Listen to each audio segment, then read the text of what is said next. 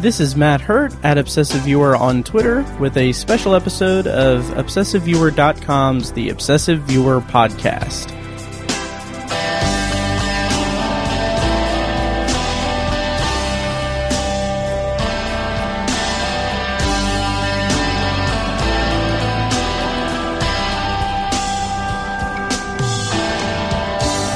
Hello and welcome to The Obsessive Viewer. We're a movie and TV podcast that covers a specific topic, be it genre, trope, movie, or show, each episode.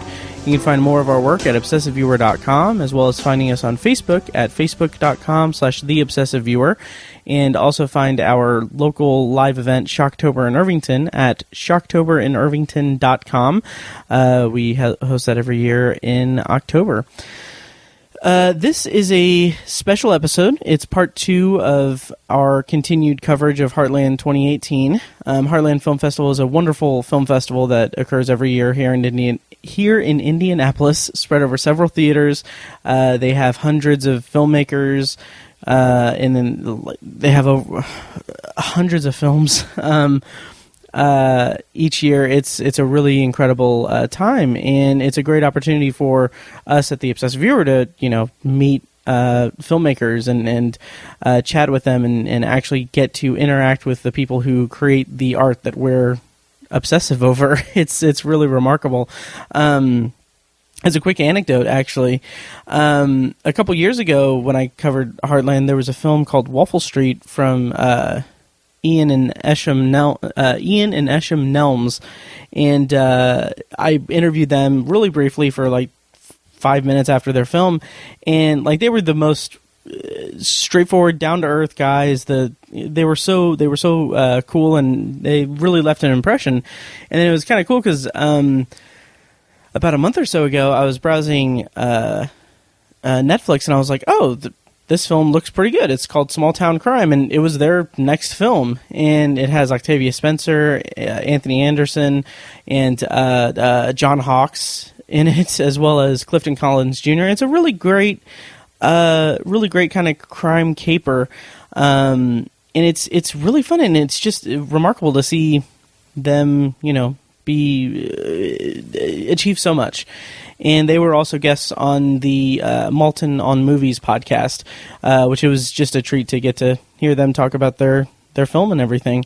So yeah, there are tons of films at Heartland this year, and I am really working hard to get these episodes posted as soon as I can so that you guys can go see the films this week at Heartland. Heartland is being held at Castleton, the AMC Theater in Castleton, as well as the AMC Theater at Traders Point, and then also at Newfields, which Indianapolis Museum of Art. They're hosting screenings there too. You can find guidebooks at any of those locations, and they have all the information you need. And as part of our coverage, we have been doing press junkets with Heartland. So I did 2 press junkets this weekend, and I'm recording this Sunday night at about 9. Oh crap! It's 9:30. 9:30, and it feels like it's like 1:30 to me because I'm exhausted from the long weekend with Shocktober in Irvington and with Heartland and everything. I've just been running around all weekend. So basically, this episode is part 2 of the Heartland coverage. It's going to be day 2 of the press junket that I did. These are the recordings that I did today, and then you'll also hear at the end of the recordings, you'll hear a review of the documentary Crime and Punishment, which is playing at Heartland and is also available on Hulu as well. That review is by me and Kyrsten, who we went to. She and I went to the film festival on Saturday and saw a couple of movies. And so go ahead and enjoy these filmmaker interviews, and then stay tuned for my and Kyrsten's review of Crime and Punishment.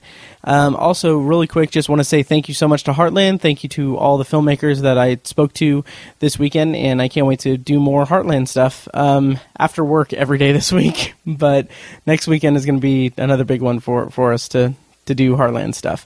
Also, thank you to Tony for loaning me one of his recorders so I could do mobile recordings a lot better than what I have in the past. So thank you so much, Tony, from geekingindiana.com. And yeah, let's go ahead and go into the interviews for Heartland 2018, and then stay tuned for the review of Crime and Punishment.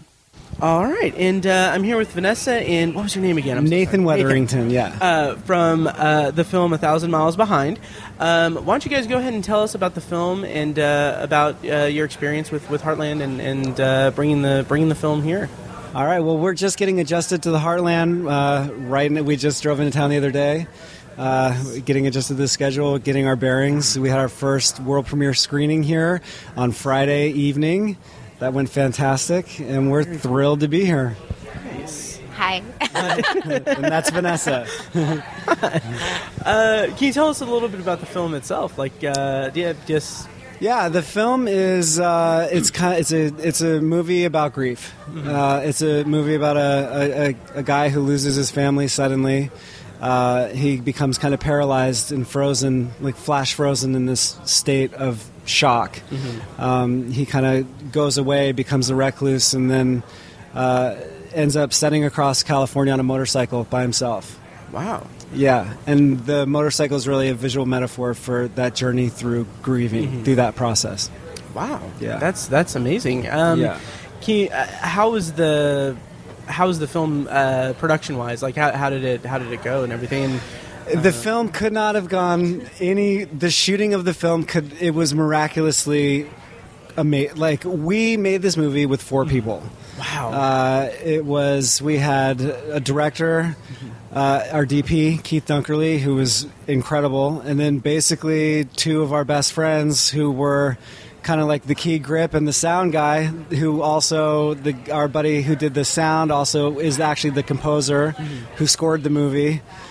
It's just a couple of buddies, really, who made the film, and we had our actors, and we all did everything. Mm-hmm. That's the kind of like indie film story that I love, that kind of thing. Like, yeah, it's clearly like a labor of love between like a bunch of people just putting together a product or a story, and dealing with such serious subject matter and such emotion at its emotional core. It's things like grief and stuff. That's remarkable, and it's something that's really inherently Heartland Film Festival. Like it seems like it's at home here. In a great way. So how was you said that the premiere was really great. Like, how was the experience of that? Well, we drove in from LA, and we had been driving 2.5 straight days. Oh. And so when we got here, we had like an hour to get here for the premiere. And we were nervous because we were like, we hadn't really been around, checked anything else out, new city, everything. We're like, well, we'll just be so happy if there's anyone there. Like, that's how we were, you know what I mean? Like, yeah. And so when we showed up and there was a theater full of people and everyone was excited, and then we were like, okay, like, we just hope everyone stays to the end. It was a huge relief, yeah. We were sitting in the back, and it was our first time seeing it on a big screen. Oh, wow. That's so awesome. It was this really surreal kind of experience. Yeah. I think there was a part of me that was, like, cringing, waiting for people to start walking out, and they stayed, and they continued to stay, and then they stayed for the Q&A, and they were really involved, and it was, like, really an awesome experience. Yeah, the people had really great questions. That's fantastic. Were super intelligent at talking about films and the genre and the story, and they had all these great questions that it was really cool. That's one of the great things about just film festivals in general, and here, like, I'm fortunate to like have Heartland in my backyard. Yeah. It's amazing because I'll go to films all the time, obviously, because I'm an obsessive viewer. Yeah. And like me and my co-host, one of my co-hosts, will go we go every weekend. And then like we went to a couple of films last night here at Heartland. It's like, it's just the difference is so present, because you have like people that are sitting next to us, like having conversations with us and talking to us about it. It's a really incredible experience, and so I'm glad you guys could make it out here. We're so happy to be here, and we were really I was really impressed with the questions and the kind of astute observations. Our film kind of asks a lot of a viewer. It's a very visual. There's several minutes where there's no dialogue. It's a very the challenge was to tell a story visually, which is what filmmaking is, visual storytelling. So dealing with the subject matter for a first film, it was a great challenge. And also, but I think that I guess, could be potentially challenging for an audience as well, and to see that wasn't the case, that they were with it every step of the way, that it didn't ask too much of them, and then the questions that we got were so, like, kind of profound. It was really like almost magic. It was like it was really kind of magical to see. That's fantastic. Yeah. And can you speak to also the inspiration for the film, like where it originated from, and then like how you guys got the start with making it? Yeah. Okay. Yeah.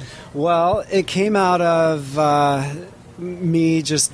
I just decided I was going to make a movie. Nice. I had never made a film or a short film or anything. I just I kind of needed. I had left a job that was a salary position because I just needed change. I didn't know what I wanted to do.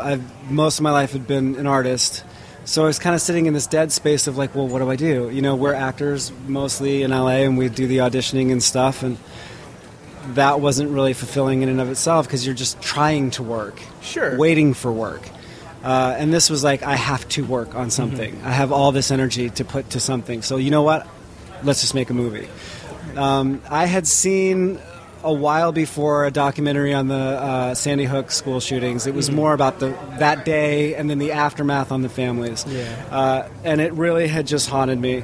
So that had been a seed that was planted. Coming full circle back to wanting to make a movie, I had talked to Jeffrey Dornbos, our lead actor in the movie. And I was so like frothing to make something. Yeah. And I was like, look, man, let's just make a movie. And he was like, I'll do it. He's like, I'm totally in. So then, we both are motorcycle riders, like kind of moto guys to a degree. And I was like, let's just do it on a motorcycle. And then I was like, wait a second. I've got this grieving father thing going on, and the motorcycle is the perfect visual representation of grief because it's a solo trip.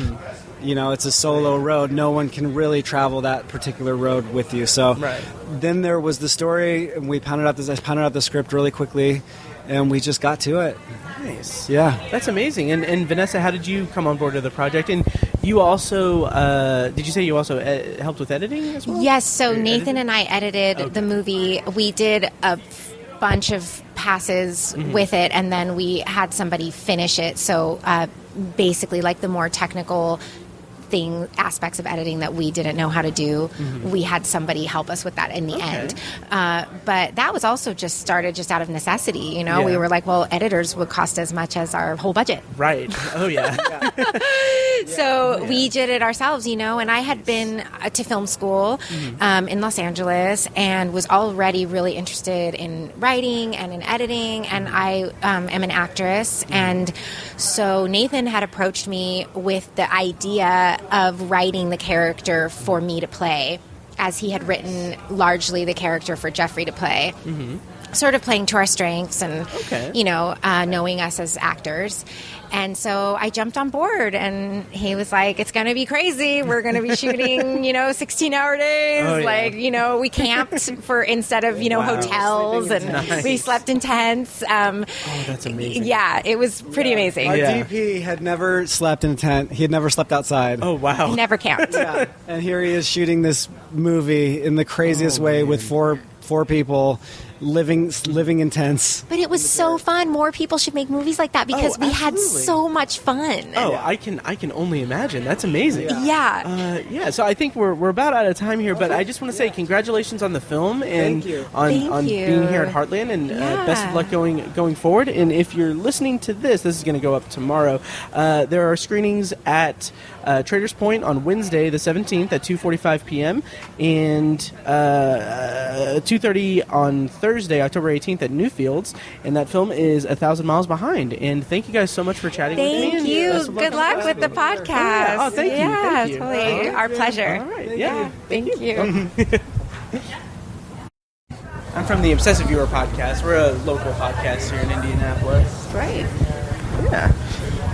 All right, so it was Julie and Vicky, right? Okay, I'm really terrible with names. That's okay. Yeah.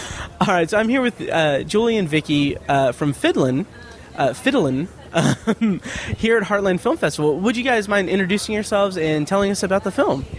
Hi, I'm Julie Simone, and I'm the co-writer with my sister Vicky Vlasic, and I'm the director on the film. And we're from the Appalachian Mountains, and we went back home to our roots to shoot this old-time bluegrass music documentary called Fiddlin. Nice. And can you tell me, like, what was the inspiration for it, as opposed to, or aside from, going home and filming it and creating it? Well, we had started noticing as we went back for family reunions, we would go to this Fiddlers Convention in Galax, Virginia. It's the world's oldest and largest Fiddlers Convention.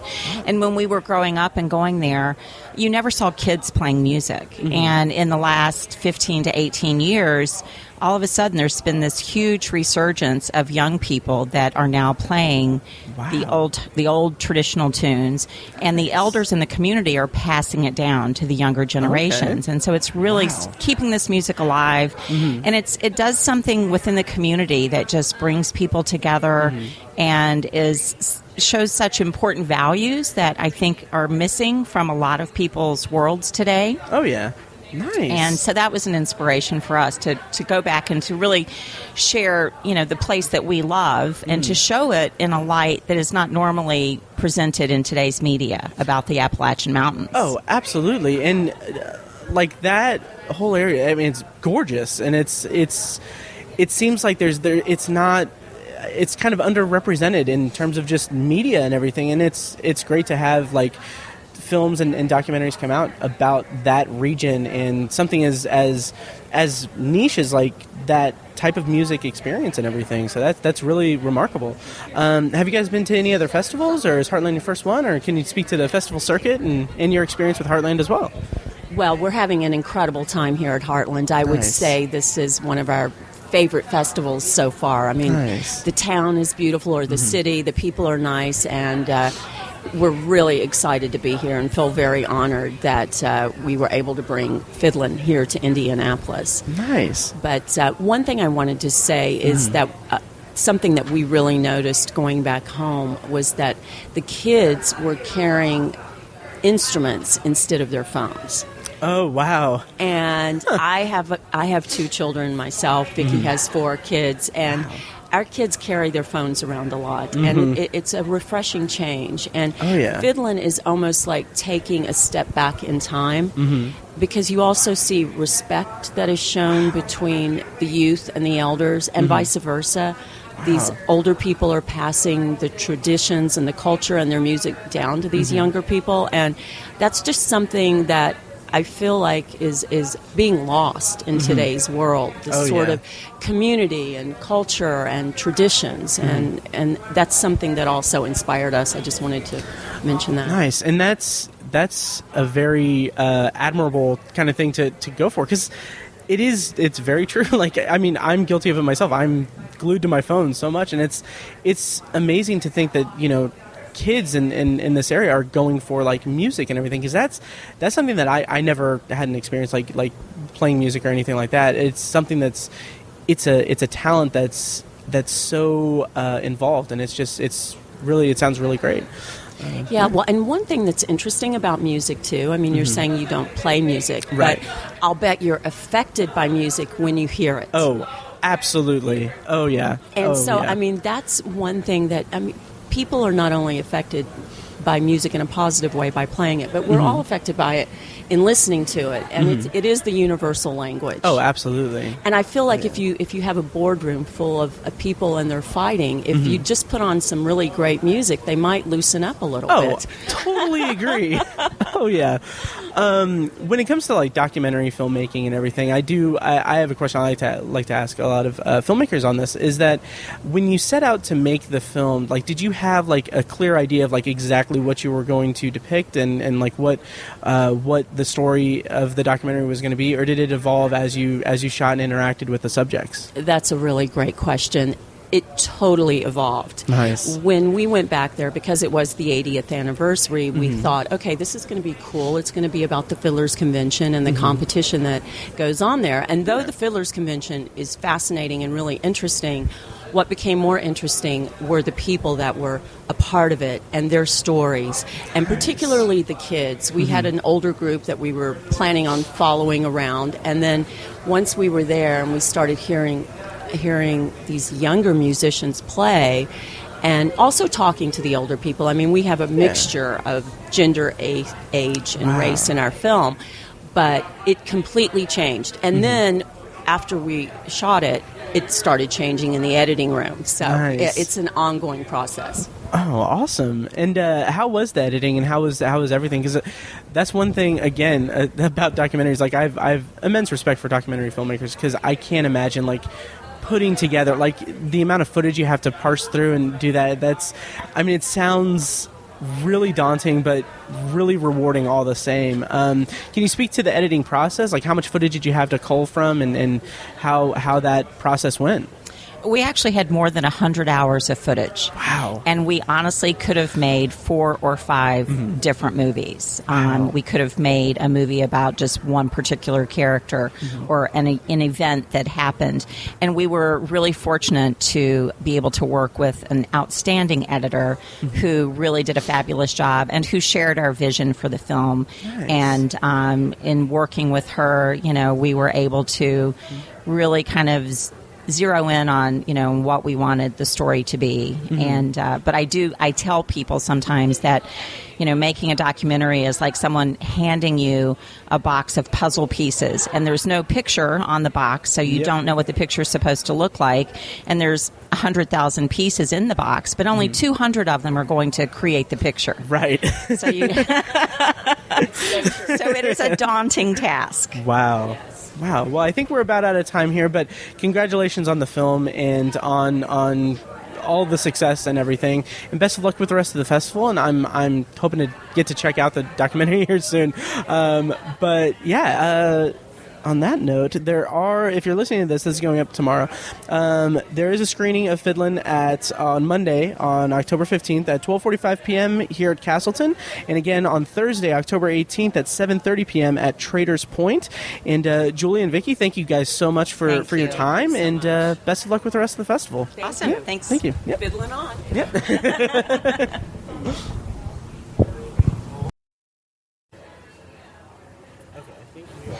I'm here with Steve Weistrack from Manry at Sea, producer and director of the film here at Heartland Film Festival. Why don't you tell us a little bit about the film and about the film festival circuit that you guys have been doing?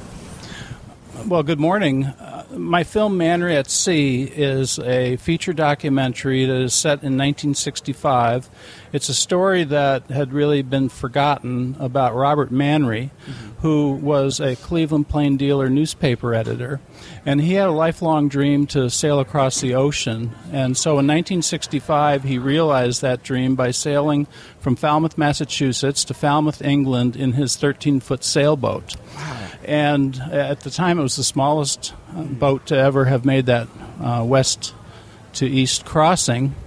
And so he had quite an adventure. He was a really good photographer, shot a lot of 16mm Kodachrome. Oh, wow. And because he worked for a newspaper, his colleagues decided to try and track his voyage as he was spotted by ships and so forth, and write a lot of stories and sell a lot of extra newspapers and so forth.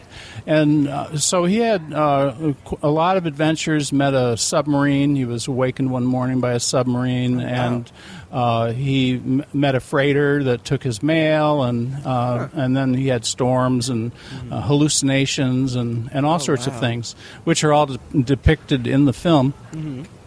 And when he got about halfway across, the plain dealer decided, hey, let's take his family over to England, and we'll wait for him, and then we can have the reunion and so forth, and we'll write even more stories, sell even more newspapers and so forth. Well, the newspaper and news in general competition was so stiff that each of the outlets had spies working in each other's organizations. Wow. So the crosstown rival of the plane dealer, got wind of this, and they sat down and hatched kind of an outrageous plot to track him down at sea before he got to England and be the first to grab the story. Wow. So there's his voyage, and in parallel, there's this newspaper chase. And so it becomes kind of a two-way story with him contending with his voyage and everything that dealt with that. And then on the newspaper side, all these buccaneer hijinks and so forth as they pursue him. Wow. It sounds like a fascinating story, and I would imagine that filming it would have been could have been a little struggling with the type of story that you're telling. Could you speak to how the experience was making the film? Well, this is a really archivally rich film. It's almost entirely archival footage, which is narrated in first person by both Manry and all of the people who were involved in the story in one way or another. So there are very few talking heads, really just for introduction for the main part, and then the story just rolls along. That's awesome. How much archival footage did you have to kind of go through to piece together the film itself? Like, did you have a lot to kind of go from? Was there anything that you wanted to include but couldn't find fitted in there? Well, the basis of the film is I spent my career as a film editor, a film archivist, and I was a very avid offshore sailor. And when I reread his book while I was fitting a boat to sail to Hawaii, I noticed in his equipment list that he took a 16mm movie camera. So that really rang bells for each of my own interests, and I set out to find the film. And I knew that he had died in 1971, which was only 6 years after his voyage. Wow. And I found a very disassociated family that had really lost touch with each other. And so slowly I was able to work through the clues that I got from them. And I eventually found the film at his brother's house in Calgary, and he told me, it's in a cardboard box in the back of the garage, and I was planning to throw it out next spring. So that was a little over an hour of nice, beautiful Kodachrome that he had shot, plus thousands of feet of other footage that he had shot, which is from really a different voyage. There are a couple pieces I was able to use. And then there was a lot of contemporary black and white news footage because the Crosstown Rival sent their ace journalist over there. He was from a sister TV station, and so they shot their whole adventure of their search, and then they shot the first interview with him, and but there were outlets from all over the world. It was a huge international sensation at the time. Wow. That's fascinating. And you have been taking it to different film festivals and everything. Where has it been? Like, what awards has it won?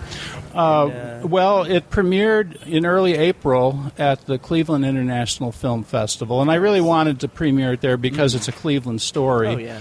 And it won an audience-based award for what they call the Local Heroes competition. Okay. And then the following week it was out at the American Documentary Film Festival, and I was really surprised, but it won Best U.S. Feature Documentary. Wow. And it's been in a number of other festivals where it's won what would be the equivalent of a gold medal or a silver medal. Wow. And so now I'm here at Heartland, which is just a fantastic festival. Oh, yeah. It's so well organized, and the communication with the staff has been really good, and they've figured out how to do events like this and others so that I've met the most number of other filmmakers here. Oh, wow. Nice. Probably as many here as I have in all of the other festivals combined. Oh, wow. And at our first screening yesterday, we had a wonderful crowd, very engaged, some great questions in the Q&A and so forth. So, nice. And then I'm returning to Los Angeles right after this festival for the Los Angeles premiere. So I'm excited that all my friends and family can finally see it. Great. Well, congratulations on the film, and best of luck going forward with the rest of the festival run and everything. For our listeners, the next screening that you can have of Manry at Sea, I'll go right ahead. It's today, Sunday, at 5 p.m. At Traders Point, and then there's another one on Wednesday at 5 p.m. Gotcha. Yeah, so we want everybody to come out, fill the theater. It has just been the reception has been incredible, and that's very gratifying, and I'm very happy with how everything has worked out. Perfect. All right. Well, thank you so much, Steve, and like I said, best of luck, and hope to see you again at future Heartlands. Well, thank you, Matt. This has been fun. Thank you. Here we go. And I'm with the Obsessive Viewer podcast. We're a podcast based in Indianapolis that has been running for like 5 years. So great. Yeah. So I'm here with Nick Novicki. Yes. Yep. All right. With the Easterseals Disability Film Challenge. Can you tell us about Easterseals and about what all you guys do? Sure. Well, Easterseals is the nation's largest disability services organization.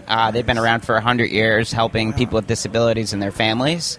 I partnered with Easterseals Southern California 2 years ago. I founded the Disability Film Challenge 6 years ago. Very nice. It's now the Easterseals Disability Film Challenge. But what it is it's a weekend film competition where over the course of a weekend, participants write, shoot, edit, and submit a 3 to 5 minute film that has somebody with a disability in front of or behind the camera. Okay. Wow. And that's all done based on a genre that we assign. Nice. And then, everyone that's registered will get an email of what that genre is, the themes, props that have to be incorporated, and they have that weekend to make a film. Wow. Now, we do give 2 extra days now where we start to release the genre and the theme. Okay. So 2 extra days to kind of think about your story. Sure. And start getting your locations together and stuff. But, yeah, it's really a weekend to do it. That's incredible. And it's is it based out of California? Or? Yeah, but it's digital based though. Okay, so nice. I'm in LA, and that's where Easterseals Southern California is. Sure. But it's open to people. We had people enter from 12 countries last year. Wow. Because if you register, you're going to get the same assignment. Yeah. So you're getting emailed to you, and all you have to do is the end of the weekend email back your film. Nice. That's awesome. We had films from Montana, Indiana, Arkansas, Florida, every state, and all that's these incredible countries. So, yeah, it's really that's cool. Fantastic. It's been really opening up doors and getting a lot of people opportunities. Oh, absolutely. I can imagine. And with I know that Heartland screened the shorts. What was that? Yesterday. Yesterday. Yeah. How did that go? And I saw that there's a ton that's in there. Yeah. So we had 14 finalists that screened here. It's amazing. And it went amazing. The crowd. It was an early morning screening, so sometimes you're walking in, you're like, no one's going to be here. Right. And I walked inside, and the room was, pretty packed. Nice. And I was like, wow, which is a testament to Heartland and the film audiences out here. But the screening went amazing, and really the diversity of the people that are within the shorts is really cool. Nice. Both of people with disabilities, we have all different disabilities represented.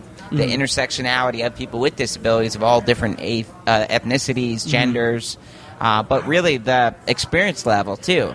We had first-time actors, writers, and directors, and we also had Emmy winners and Oscar winners that were actors and filmmakers. Wow. That is incredible. That's fantastic. And it's giving a voice to people with disabilities. They it's something that's needed. The more shining a light on it and everything. Like there was a whole controversy with Dwayne Johnson when he did Skyscraper that his character was a below the knee amputee, and I remember that there was a Paralympian that penned a very heartfelt letter just saying don't take roles like this anymore, because that's just saying that, people with disabilities can't do the work, and there are actors and actresses that have that, like, that same disability that you took a job from, essentially. So it's just amazing to see, like, that kind of opportunity being shown for people that have disabilities or what have you. Yeah, Yeah. So that was Katie Sullivan. Okay, yes. And she's a great actress. She's entered the Film Challenge before. Oh, nice. And I produced a movie, which is in post-production right now, called T11 Incomplete. Oh, and she's awesome. an actress in that film. That's fantastic. And our director is a retired police officer who lost a leg. Oh, wow. And I'm a producer on it as a little person. So, we have a pretty diverse cast and crew and a lot Very of cool. disability representation. Very cool. And you have I believe John mentioned, like, millions of IMDb credits, or thousands. Like, how? So that's I mean, really, I've been doing acting. Or I've been acting and doing stand-up since I was a kid. Oh, nice. I realized really early on that I was going to have to produce my own content if I wanted to play the roles I wanted to play. Sure. And I've been lucky. I've been in over 40 TV shows and movies. Wow. Boardwalk Empire, Sopranos, Nice. Drop Dead Diva, a new TV show with the Farley brothers, Loudermilk. Nice. But ultimately, having my own content has opened up the door because directors and filmmakers like to see what you've done. It's not just enough to say, "Oh, this is a nice guy." Right. They want to see what you've done, and so. Yeah.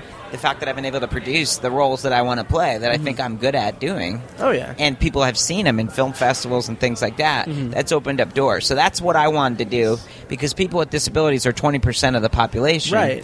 but we're only in less than 2% of film and TV shows. Yep. So I came up with this platform as a way to try to even those odds out a little bit and really encourage people with and without disabilities to take their career in their own hands. As I said, you only need one person with a disability per film. So really what we've seen is people continue to work with the same actors and directors. That's the way it works. It's Right. in some senses, it's a boys' club, and not saying just boys. It's for Right. women too. But you hire the same people you already know. Yeah. And we've seen people continue to just work together. So that's been really cool. Nice. That's very cool, and it seems like a great way to kind of get networking going with all of these up and coming filmmakers and everything. Oh yeah, and we've become a resource too for big casting directors, producers, Nice. directors that say, "Hey, I was thinking about hiring a little person, woman. Do you have anybody?" And I go, "Well, here's 15 shorts." Nice. And then they're able to go, "Wow," because they're not just seeing a reel; they like to see Right. people actually working. Oh, absolutely. That is fantastic. And is this the first year that Easterseals has been affiliated with Heartland, or did you guys have history with them? So this is our first year, so it's Okay, been nice. really exciting. Nice. How's your experience been with the festival? It's been and everything? amazing. Nice. We had a great time. Came in Friday. Went to go see an amazing documentary about people that climb Mount Everest and that kind of region, and without oxygen tanks. Jeez. So it was pretty crazy, and no Sherpas. And then went to see Wake yesterday. Oh yeah. Was had the film challenge event, and then a panel on diversity. So Very It was cool. a pretty packed day. Nice. It sounds exhausting. Yeah, it was. But in the best way. Absolutely. Yeah. So where can people find more of your work and the Easterseals Disability Film Challenge online? Well, if you go to disabilityfilmchallenge.com, you can find information about the Disability Film Challenge, as well as there's links to our social media. Perfect. Our Instagram, our Facebook, our Twitter. And there's also a way that you can go into my website, nicknovicki.com. Nice. If you go to About, it'll show me as the founder and director on the website. And then my social media is on my website, but it's all at nicknovicki.com. Perfect. So please stay in touch. And if you guys are thinking about making a short film, we open up our submissions in January. Nice. Our film challenge is going to be in April of 2019. A weekend. We're announcing that date in 2 weeks. Nice.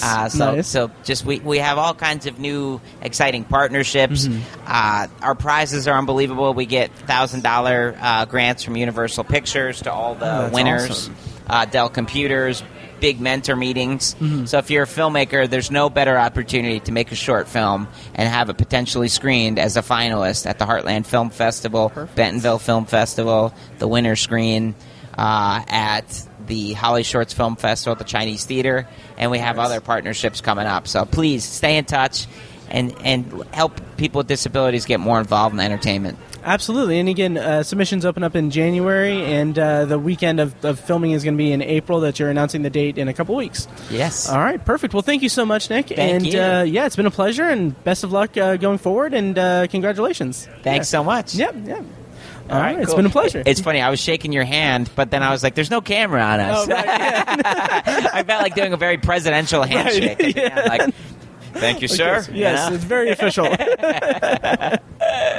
Oh, all right, so I'm here with Wes Miller from River Runs Red, which is playing at Heartland this year. Would you mind telling us about the film and your experience with Heartland? Yeah, first, my experience with Heartland has been amazing. Top class, first-rate film festival. Just very welcoming, great selection of films, just top tier, and just everybody's been great. And my film, River Runs Red, stars Taye Diggs, George Lopez, Luke Hemsworth, John Cusack, Gianni Campaldi, Jennifer Teo. And it's about a judge whose son is killed in a police stop. And it just kind of explores the issues surrounding, African-American kids or just anybody getting killed in a stop. And the judge, Taye's character essentially tries to get justice through the system. Ultimately, he can't and has to make decisions on what does justice really mean for him. Wow, it sounds like an incredible film, and it's one of the ones that I've kind of earmarked to definitely try to see as I try to race through these different films all through the festival. It looks incredible, and the cast is outstanding. Like it's really incredible. How did the film come together, and how did you kind of get everything together like that? Yeah, I mean, we had a great group of producers that really helped, support and push the project. And then the cast, they really responded to the material. And, Taye and George, just are amazing. They have great chemistry together. And George plays a father who also loses a son, and together, they work to get justice together. But yeah, you start with the script, just the writing process, and then, just really aligning yourself with strong producers. It was hard. It was not an easy process. But, as I'm learning, there's a lot of stories with the films here. It's just independent film is really tough. Takes a lot of fight, a lot of heart, a lot of determination. And honestly, having that great cast was a great boost. Really wonderful to be able to direct them and work with them. And just really proud of what they were able to put on the screen.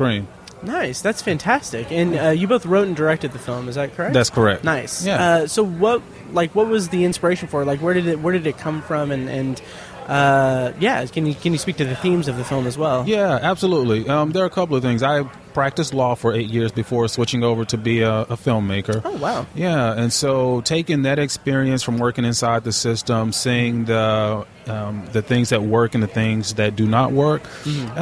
And I also know that film is a very transformative medium, and it's, a medium that I think really inspires and helps, create questions and allows us to examine topics without sitting there being, preached at and yelled at and told how to vote. Right.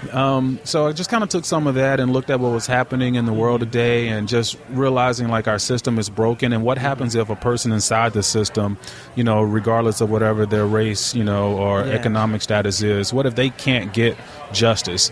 And I look at the film as more like a modern Western in the sense of our justice system is something that was implemented to create a more civilized society from the Wild Wild West. So what if that system that was put in place does not work for certain groups? Are those groups just to do nothing? Or would society regress back to where we were when we were taking justice in our own hands? And then, during the Q&A last night, an observer mentioned, like, I get it, it's a Greek tragedy. And I was like, I didn't want to tell him, but it is. It's a tragic story, and I think tragedies really have the ability to give us an alternative view and think about material.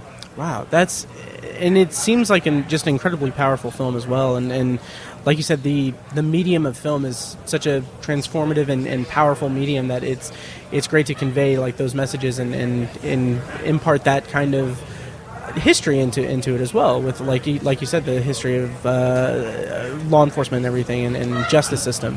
And the film had its was it the U.S. premiere last night? It was actually the world premiere. World premiere, yeah, nice. Yeah, wow, that's awesome. How did that go and everything? It went really well. Mm-hmm. As a filmmaker, you're always nervous to kind of release your baby into the world, but the crowd was really attentive. The questions afterwards were very illuminating, and I think it accomplished what I was set out to do, which is A, entertain, and B, cause some critical thinking. Yeah. And as filmmakers, we're constantly pushed between the artistic line and the commercial line, and really working to find a balance to have artistic and commercial and social relevant material, all wrapped into one. And I think we're off to a good start with River Runs Red, and just really excited about the response and for other people to see it. Very nice. And for our listeners, this is going up tomorrow. If you're hitting Heartland, definitely check out River Runs Red. It's playing again Monday, October 15th at 3:15 at Castleton, Tuesday, October 16th at 7 p.m. at Castleton, and then Saturday, October 20th at 2:45 p.m. at Traders Point. And I'm very much looking forward to checking it out myself, and I can't wait. It's one of the ones that like I said, I've earmarked it. Awesome. And hasn't played it. Well, if it had a world premiere, it hasn't played it. Any others? Is it going to be at any festivals going forward? Yeah, we'll be at DTLA Film Festival next week, and then it releases in theatrically November 9th in limited release, and also video on demand, so a day and date release on November 9th. I know it'll be playing in Kentucky. I believe it's playing here in like 20 different cities around the country. Nice. Well, congratulations on the film and on Heartland and everything and all your success. Where can people find like the social media for the film? Yeah, it's River Runs Red the movie on Facebook and River Runs Red movie on Instagram and Twitter. And again, I don't want to. I really want to just take a second to say how great Heartland is. Nice. When you arrive here, you're kind of unsure, and opening up your welcome packet, there were some kind words from like elementary students reaffirming you as filmmakers, and they sign their name and handwritten. It's just really heartwarming, and it's just first class treatment. Love the festival. Nice. That's great to hear, because I'm a huge fan of Heartland just from covering it the last few years. It's a really great organization and everything. And was River Runs Red, is that your first film, or have you had other films in the past? Or? No, this is my fourth film. Okay. Yeah, nice. So, just kind of working my way up, sure. Learning the craft and storytelling. Nice. And but no, we're really proud of it. That's awesome. And it looks like it's amazing, so I'm very much looking forward to seeing it. Yeah, I can't wait for you to check it out. Yeah. Oh, yeah, absolutely. Well, thank you so much for your time. All right, and, thank you. Yeah, best of luck with the rest of the festival. All right, appreciate it. Can't wait to see it. All right, thank you. Yep. Seeing is Believing, women direct. Oh, nice. Yeah. That's one of my top ones that I want to see. Oh, cool. Yeah, so I haven't had a chance chances. to see it. Yeah. Yes. So why don't you go ahead and just introduce yourself and tell us a little bit about the film. Sure. My name is Katie McLean. I am the director, producer, editor, filmmaker.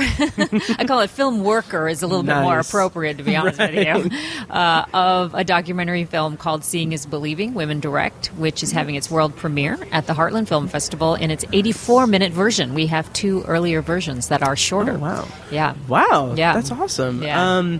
And yeah, so I know from what I gathered from the guidebook, because I haven't had a chance to see it yet, sure. It's about mentorship in the filmmaking world between women that are filmmakers. Right. Can you speak to the subject and the themes of it and what the film's about, really? Sure. So about 3 years ago, I woke up to all of these statistics about women directors, and I had started directing, and I really, really loved it, and I saw those statistics, and it was depressing, and I thought, oh my gosh, this really makes me think that maybe I couldn't have a career in this business. And so I thought, what could I do that could help change things? And my instinct said, make a movie. Nice. Of course, right? Because that's what we do. Oh, yeah. So I thought, well, I could go and talk to all kinds of women directors or directors who happen to be women, which is kind of like a better way of saying it. Absolutely. Right? And to hear about how they overcome their obstacles that they've faced in their life. How they, lead, how they mentor, how they work, why they became directors, where they came from, whether they had encouragement or not, what keeps the passion alive, and I wanted them to really give me their story so that I could give that story to other people and encourage them to either not quit or to get into it. Yeah, absolutely, and that's such a great kind of mode to go in, or a great thing to explore, because obviously, I mean, it's especially with the current climate that we're in now, like the current culture that we're in, like women haven't had like great experiences with filmmaking and everything in the mainstream. It's great to have that kind of growing to an extent. It's so funny. It's a lot of people just don't know the history of women in film. And so one of the things I do get to point out in the film, and I love to share with people, is that in the silent era, 50% of the filmmakers were female. Oh, really? Yeah. I did not know that. Yeah. Wow. Absolutely. That's incredible. So it was only when the talkies came in and big money came into the movies and the unions came in where things began to start to get very masculine. And also after the war is when the men would come home, they needed jobs, and so there was a whole sort of movement to like open up jobs for the men. So that became this combination of economic incentive and just sort of a kind of an aggressive pressure.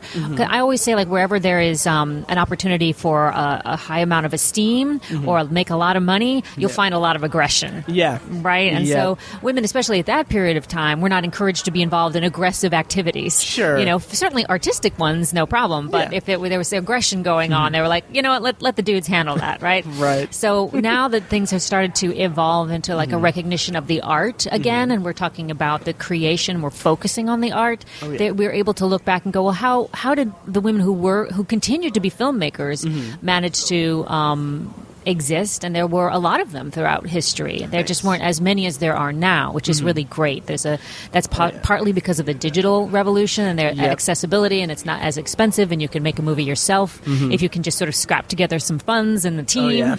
Which is great for everybody, men and women. And I think going forward, the thing I'm trying to help everyone focus on is this issue of collaboration and taking away that sort of gender identification as sort of a qualifier for leadership. Yeah, absolutely. And can you speak to the experience of making the documentary itself? Sure. Like how much went into like did you have a clear idea of exactly what you wanted to say, or did it evolve as you spoke to the subjects and everything, and just kind of the experience of filming it? Sure. I definitely started out with a list of questions that I knew I was going to ask everybody, because I wanted to hear about the journey. Because that's really what I wanted to hear. Right. How did you do this? Where did you come? Did your parents support you? Because my parents were like, don't do it. Do not get into this.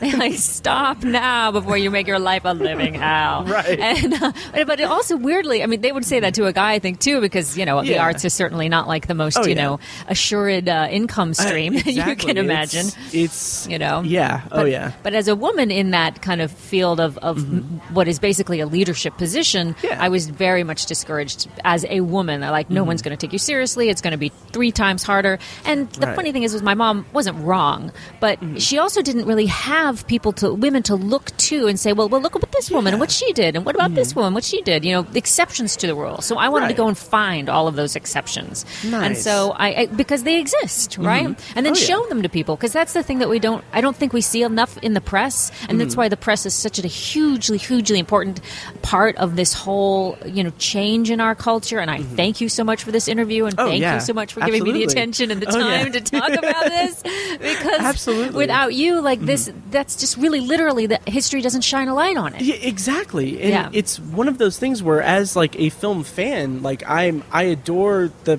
filmmaking, everything, and it's just there's such a masculine undertone to it from just like in like mainstream media and everything, that it's I crave hearing more voices, more like distinct voices of like whether it's different genders or different like races or anything. I crave that kind of film, because it's everyone has different stories to tell and different perspectives. And and we've kind of gotten like bored, right? Yeah, kind of like the same old, here it goes, hero's journey. Oh, exactly. That's what I started with. I was like, I love the hero's journey. But it's boring, but at least it's a structure that I understand. Exactly. And when I was researching, like, how do I structure this, I found something called the heroine's journey, which is something that is just starting to get talked about on the film circuit.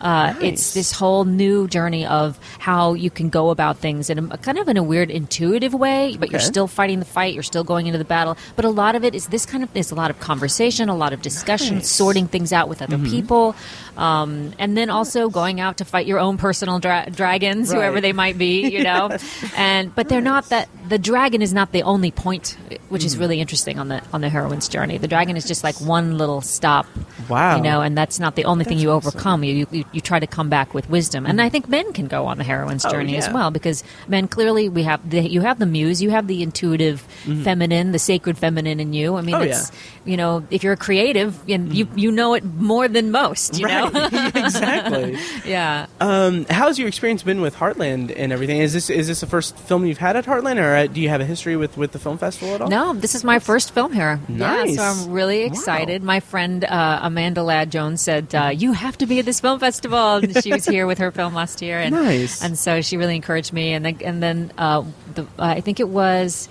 Greg Sorvig was at Sedona, where I played the 1 hour version of the film. Oh, wow. When I wrote him, I said, "Well, Amanda said I really should reach out to you, and I have this longer version that's not been seen anywhere." And he was like, "Oh, yay!" Yes. Nice. So that was really awesome. We have 3 screenings here, which is so great. Nice. Oftentimes you maybe get 1 or 2 if you're lucky, but 3 is incredible. Oh yeah, I'm so happy about that. And nice. And if you're interested in seeing the film, I should have had this up. Oh yes, it's this Thursday at 8:30, and then I think it's again on Friday at 5:30 here at the. Okay. Hold on, I'll pull it up too. Okay, I got it. 5:30 or 5:30 at Traders Point. Yes. So this Thursday at 8:15. 8:15 at Castleton Square Theater 4. And Friday, October 19th at 5:30 at AMC Traders Point Theater 11.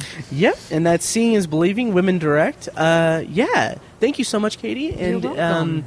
Where can people find your work online and everything, like your social media presence and everything? Oh, sure. You can learn more about the film at seeingisbelievingwomendirect.com. We're also being distributed by Tug EDU, so it's available for schools and organizations, institutions, libraries, places where people can come together, men and women, and talk about this.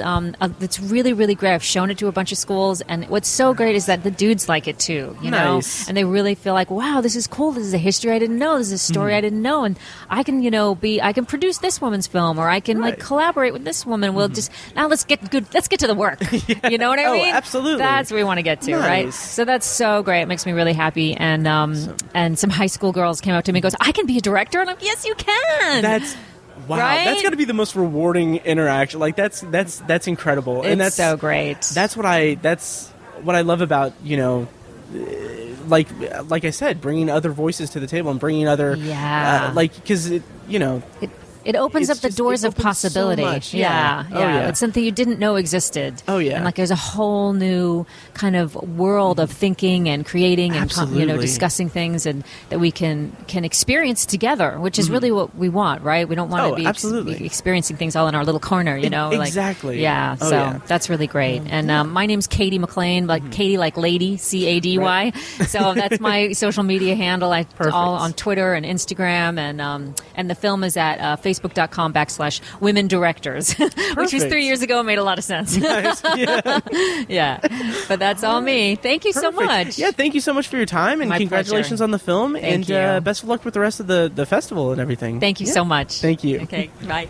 All right, so I'm here with the crew from the Samuel Project. Why don't you guys go ahead and introduce yourselves and tell us a little bit about the film? Sure. I'm Mark Fusco, the writer-director. I'm Steve Weinberger, the producer. Hal Linden, I'm Samuel. And I'm Ryan Ochoa, and I play Eli. You're the project. Nice. Well, nice to meet you guys. And why don't you go ahead and tell us a little bit about the film and yeah. Okay, the Samuel Project is about a teenager who gets an art assignment, and in the process, he learns a little bit about his grandfather. and realizes that he knows nothing about his grandfather and that his grandfather has a really amazing story. So he decides to do the art project about his grandfather, and the movie is about them getting to know each other. Nice. And breaking up, a situation where his whole family doesn't really talk to each other. So it's kind nice. of a new era for them. Awesome. That sounds like a really poignant drama, really. Just because it just seems like that kind of subject matter of like kind of... Excuse me, it's a comedy. Oh, yeah. It's a comedy. Sure. It is a comedic drama. It's a comedic drama. Okay. Yeah, it's not that serious. Gotcha. But it's about a very common occurrence, which is lack of communication between Absolutely. generations. Yeah. Which is endemic, and in our movie, it's art that brings the generations together. Nice, and that's incredible. It seems like a universal kind of subject that, like, some families, like, they could take like the older generations for granted, and it's something that I feel like would appeal to a lot of viewers. So, we've been surprised that folks who come to the theater, even younger folks, tend to relate to Eli's journey, and also can relate to their families as well. And of course, Hal plays a character that has a history from World War II, and no one in his family knew about how he was saved in World War II in Germany. So this all comes out in Eli's project that he does for school. Nice. And can you speak about like the inspiration for the film and the experience of filming and the production and everything? Yeah, boy, we didn't have much money as a common independent film tale. Sure. But, one of Steve and I put the story together based on, I think, a bunch of folks we knew, inspired by a bunch of real stories. And we all know folks from, that have stories from World War II, whether they're survivors or not, or on the other side. And we just thought, well, what a great tale we could put together in a unique way that if we told it from the point of view of the teenager, for once. Sure. And that's kind of what grounded everything. And Hal he was scheduled to be on stage in San Diego where we shot the film at the Old Globe, and we realized, wow, this time you could save transportation and room if they hired me. That's how I got hired. Nice. It was a little more complicated. He's being humble, but it was we were very lucky to get him, and the timing worked out. We were able to basically pre-production while he was rehearsing and putting his play on. Perfect. I'll tell you what kind of indie this was. Samuel plays a dry cleaner. Okay. One-man dry cleaner shop or two-man dry cleaner shop, they take care of everything, and that's his life. That and going home and having dinner and watching television. We actually shot it in an extant, functioning dry cleaning shop in Shelter Island outside in San Diego. Functioning. I'm talking about if a customer came in, we stopped shooting. Wow. And the little lady who was sat in the corner ran up and took care of the customer who was glancing all around. What kind of dry cleaning store has these lights? and as soon as the door closed behind her, take two. Nice. That's fantastic. And Ryan, how did you get on board with the project? Well, my story is pretty cool to me. I actually was born in San Diego. I don't think we mentioned the film takes place in and around San Diego. Sure. I was born and raised.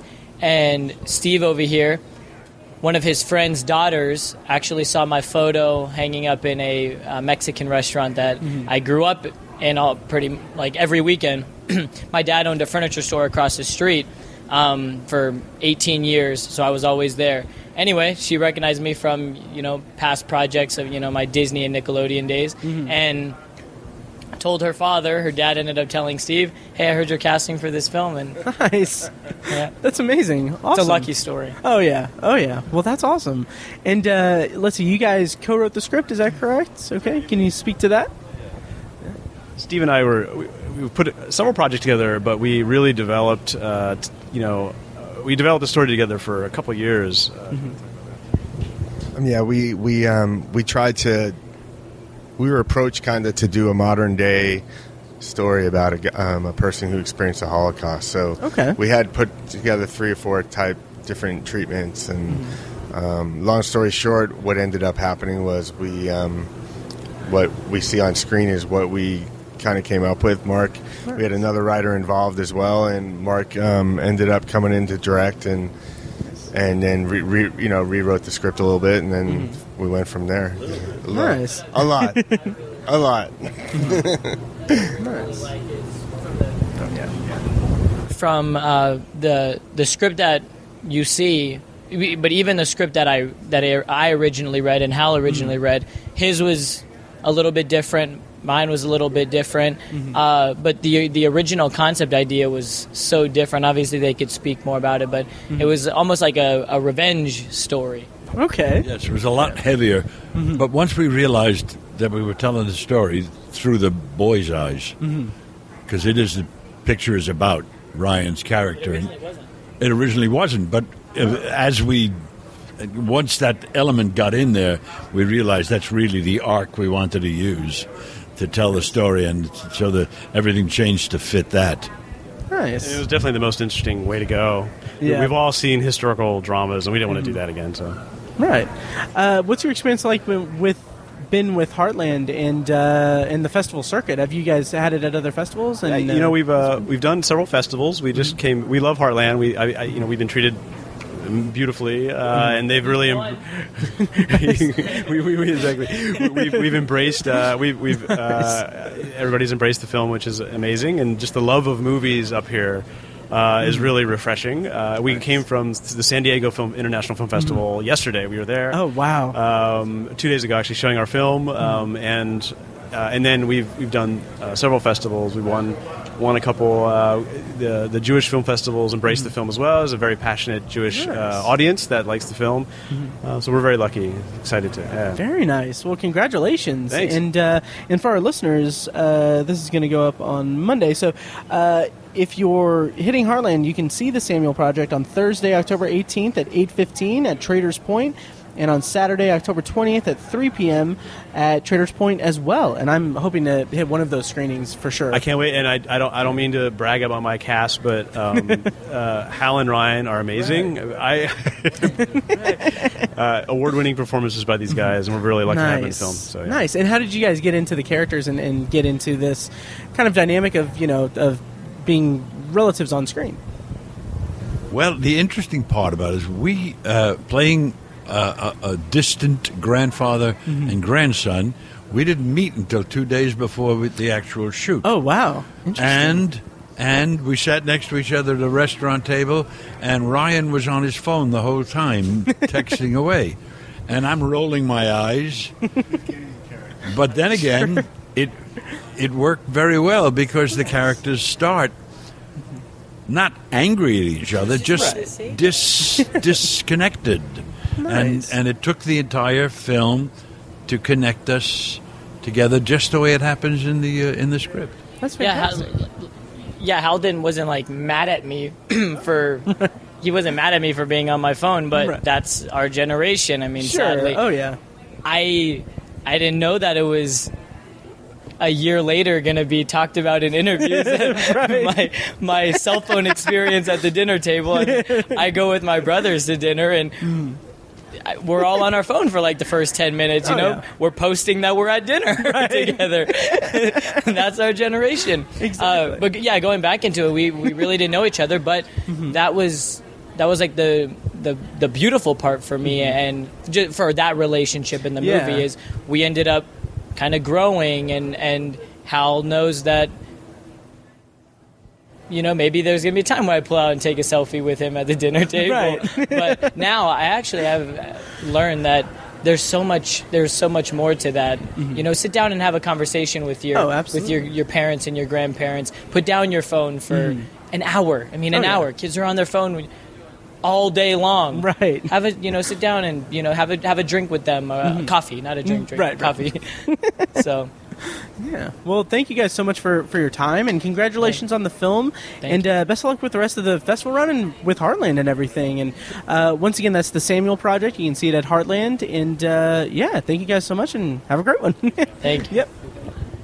I am now. Yep. We love sharing mics. We're mic sharers, aren't we? Right, yeah. All right. So I'm here with Pearl and Barbara from The Turnout, which is another one of those movies that I saw it in the guidebook, and I'm very much looking forward to seeing it. Mm-hmm. We actually have one of my co-hosts as a mutual friend with you. Holly, one of my co-hosts. Holly Dumas? Yeah. She's amazing. She actually helped us set up a benefit at a local bar called the Corner Bar. Oh, nice. And we raised money for Ascent 121. Nice. That is so fantastic. Shout out to Holly Dumas. Oh, yeah. Absolutely. And her band, and she's an amazing woman. Yeah, I think one of my co-hosts, Kyrsten, she's her Holly's Holly niece, Holly is her aunt. There you go. Hello, Holly. Yeah, and Kyrsten. So I've been looking forward to chatting with you about the film. I haven't had a chance to see it yet, but you can still come. Exactly. Monday night, 7 p.m. Is this going to be on before then? It is going to go up Monday, so yeah. So they have time Monday night, and then Wednesday night at 4:45. Yep, and Monday it'll be at Newfields, and Wednesday it'll be at Castleton. So can you tell us a little bit about the film and about your guys' roles within the project? Sure. So the film's called The Turnout. It's a play on words. The turnout is the area on the side of the road where truckers might pull over to rest, but it's also lingo for the first time someone is forced into prostitution. They turn that person out. So we wanted to title that because we wanted to show the instant relationship between truckers and people who are being trafficked at truck stops and across the country. And since truckers are the eyes and ears of America, they're right there on the ground. They're not flying over anything. Right. They see a lot, and so this empowers truckers to take action. And they do. There's an organization called Truckers Against Trafficking that's very amazing, and they do a lot of training for truckers so that they know who to call and so on. So I started researching the subject because I met a trucker actually from here in Indianapolis. His name is James Gagney Jr., actually friends of Holly. Oh, nice. And I learned a lot about the trucking industry through him. And then I started to get interested in the question of how they can be effective to fight trafficking. And that's when I met Barbara through a court system called the Catch Court. The judge who started that program that Barbara's going to tell you about recommended I meet her because she's the first graduate. So she herself is a survivor and an activist and is now advocating for people who are being trafficked. And she's got a home, a halfway house, and a program that helps people who are being trafficked on the streets right now in Columbus, Ohio. So I'm going to introduce you to Barbara Freeman. Oh, absolutely. It's remarkable. Yeah. Thank you. Tell us about everything. Well, basically, like Pearl said, I'm a survivor of human trafficking. I was trafficked for 23 years. It's almost been 10 years that I've been out of it. When I met Pearl, it was just so amazing to be able to be recognized other than what I had been recognized for, the life that I used to live. So she kind of did the open eye, to this new life of mine, along with Judge Paul Herbert. And it's just been amazing, actually, to play the role that I played. And I was actually able to disclosure some things of my real personal life. When they show the actual pictures, it's actual pictures of mugshots and times as I was being trafficked, as well as me talking about some of the things that happened to me as I was going through trafficking. So I just think that it's very important, to watch this type of film, to get educated, not only for the homes, but also for the schools and the community, to know some of the signs and some of the things to look for. A lot of people want to sweep it up under the rug and they want to hide it. I think in Columbus, I did a very great deal of opening it up, and a lot of people became boisterous and coming from behind those curtains and, lifting that rug back and saying, hey, this happened to me. And, for so long they were scared to talk about it. But just after being an activist and being voiceful with it, a lot of people open up about it. And, when it came to Columbus, it was a sellout. Nice. We can't wait till it come back. I'm getting emails all morning, Barb, when is it coming back? So, everybody here, just take some time out and come and watch it, because it doesn't have to be your own. You can probably help save somebody else's life, or even just knowing what's going on next door, down the street, because it happens everywhere. No one is exempt. Right. I'm going to put it like that. It doesn't matter how much money you make or where you live. It's happening. So, and it seems like it's an issue that is for lack of a better word, like people can kind of turn a blind eye to because they don't see it every day or anything. Exactly. And that's horrible. Like that's terrible. Yeah. And it's just it's a really it's a big issue, and it's incredible that we have this film to kind of showcase like what's going on and everything. Yeah, I mean that was the intention. Is to I know this is a difficult story, and stories that Barbara shared with me, and some other people in Columbus, Ohio that she also knows who have survived. They shared their stories with me. One of them is Jennifer Kempton, who's actually has passed since, and the film is dedicated to her. Just the continued struggle. So I think Barbara's right. I think that there are ways in which we're engaged with the demand for trafficking without realizing it. And by that I just mean human trafficking in general, so labor trafficking. So there are ways in which we can be a little bit more empowered to try and make it difficult for predators to traffic their victims, enslave them. And this film looks specifically at sex trafficking, and it looks specifically at domestic trafficking, specifically tied to the opioid epidemic and the drug crisis and addiction crisis that we have in our country. Because where there's drugs, there's trafficking, and where there's trafficking, there's drugs. And sometimes it takes addiction to enslave someone. So that's one of the ways in which someone does what's called grooming. They groom their victims. So they look for vulnerabilities, and it could be anything from a lack of friendships, lack of financial stability, although that's not the only one.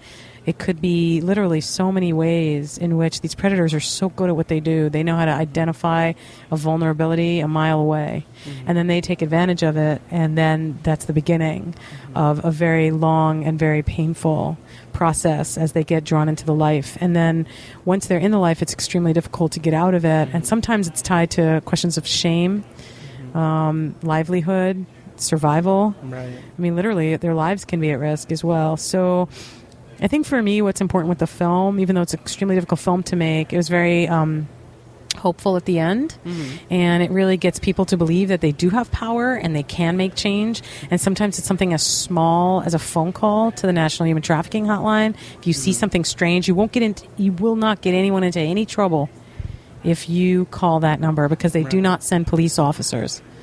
They send advocates, and in fact, Barbara plays an advocate in the film. And other ways that you can do is like you can actually volunteer at organizations. Like Barbara's in Columbus, Ohio, is called the Freeman Project. So that's easy to find. Just Google the Freeman Project, Barbara Freeman. Anything from you can get involved with organizations here locally, like Ascent 121, which is a local organization. They're going to be at every one of our screenings. So if you have direct questions to them, that people can come and talk to them. And there are ways in which again, no judgment. If people are hiring commercial sex and they are lonely and they have the need, just be aware, number one, they are part of the demand. Unfortunately, there's no other way to cut that. That is the truth. But if the demand is there, again, no judgment, make sure to ask that person do they need help or not. They may not be able to answer whether they're being forced to be there, but the next question can easily be, do you need help? Do you want me to make a phone call for you? And again, do call the National Human Trafficking Hotline. They know who to send out. They know when police officers are trained to not just come in there and re-victimize a victim. Not that cops do that. It's just that it's a very intricate situation, and they don't want to. And also, they won't arrest anyone for demanding it either, for hiring either, or for drugs in the room or anything like that. They really just come in and want to see what's going on, assess the situation, and make sure to stay focused on whether or not someone's being trafficked in the scene. And that the film looks at that very subtly. But the film basically follows a trucker and how he comes to the realization of what the system is and how it actually functions domestically. And what kind of impresses me about the film itself as well is that it has according to the guidebook, it has like a meld of documentary and narrative. Like you said, like you play an advocate in the film, and a lot of the performers and actors are first time actors that have survived this thing, and that's an incredible thing to incorporate into the film. Was that something that was always at the forefront at the beginning of it, or no? Actually, it wasn't. I am a documentary filmmaker by training, and I have done documentaries for about 10 years. And my first film is a feature doc. But this was going to be my slow move from doc approach into working with actors. Okay. But I was moving out of the area where the truck stop, which was Mineral Wells, West Virginia, and the lady that let us shoot there, who's actually in the movie, she was running the truck stop at the time. Wow. She plays the woman who runs the truck stop. She was giving us all this access, and I was moving out of state, and I thought we better go and do it. And that's when Barbara agreed to be in the film, and Jim agreed to be in the film. And I thought, hey, I've made docs. I've worked with really powerfully amazing people in front of camera who have never acted before in a documentary. You know, I'll just help them. And frankly, a lot of the script came from stuff they shared with me anyway. Absolutely. Yeah. If I may ask, was it hard for you for you, Barbara, to kind of tell your story and have it be have parts of it incorporated into the film? No, it wasn't. Actually, I love telling my story. Nice. You know, when I was in Catch Court with Judge Paul Herbert, you know, I asked him to get every news channel in there that he could, because I knew that me sharing my story would help other people to open up and help other people, you know, change lives and save lives. I think that it was so amazing for Pearl to say, Barb, just play yourself, just roll with it, because it's nothing like really hearing a real story. I mean, we can get told a you know what I'm saying, a non-fictional story. We can be told that and love it all day long, but you know, to really know and be able to face what's really going on, like, you need to hear the real story. Oh, absolutely. So even today, I still share my story all over the world, wherever I can. And it's so amazing because, like, I get to go in schools, I get to go into the system, the police department, the nurses, you know, in colleges and everything, and share my story. And it's so amazing because so many people open up like, hey, this has happened to me, you know, and I'm just so glad that I was able to make it out, because everybody doesn't make it out. So I'm just thankful, and I praise God that I was able to make it out. So yeah, and to say, you know, especially now in the Me Too, you know, people are talking about the, you know, hashtag Me Too generation, which is super important that people do tell their stories of assault, especially now after what we just went through with our Supreme Court nomination. Yep. It is so important to keep underlining how important it is to share stories. And just because in this public arena one person was not believed and was instantly trashed for sharing her story, I want to keep encouraging people to continue to give testimony to what they believe they've been through. Yeah. Because we are listening, and we may not be front of camera right now, but we're getting there. Right. And there are many women like Barbara out there, and Barbara keeps inspiring many others, not just women but men too, to keep sharing their stories. Oh, yeah. Because there really is power in numbers, and we do believe. And there are those of us who will continue to fight for the right to tell these stories and to be believed. So, you know, that's a very big step. And I got to hand it to Judge Herbert, who started Catch Court, because he did believe these women, and he started what's now a groundbreaking program. And he's not the only one anymore, but he was one of the first. There was a couple more before him at that time, one in New York and I believe one in Pennsylvania, doing what's called it's an alternative court, is that what it's called, that treats prostitutes as potential victims of trafficking, because about 90% of them are actually victims of trafficking. And so he believed these women, and then he started this program that saved lives like 10 years ago, right? Barbara was in the first graduating class of Catch Court. And so now more and more courts are starting to consider through legislation the possibility of believing these women that they're actually being trafficked. And then therefore, if they go through this program, they get clean, because again, that's one of the chains in the bondage. They learn how to believe in themselves. They learn how to check, balance checkbooks, believe that they're worthy, that they don't have to go back to their pimp traffickers. Through this program, which is very, very intense, once they get through it, in most cases, it's been working out that their prostitution records can be expunged.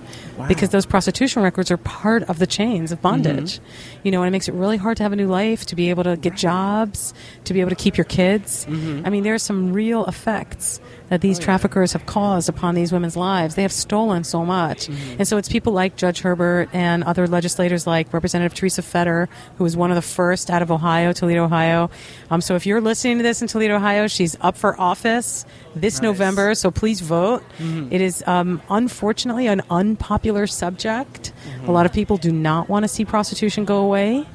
And so they're a little hesitant supporting the anti-trafficking movement. Nobody wants anybody to be kidnapped off the street, but when you start talking about it from in the position of like looking at it as actually prostitution, and you start thinking about the poor or people who are going through some pretty desperate times, it's just not as exciting to support this program. Yeah. And I want to encourage you to keep considering this as just as dramatic and just as horrible as someone being just kidnapped off a street. Right. It's literally the same thing, the same feeling, even though it doesn't look that way to our naked eye.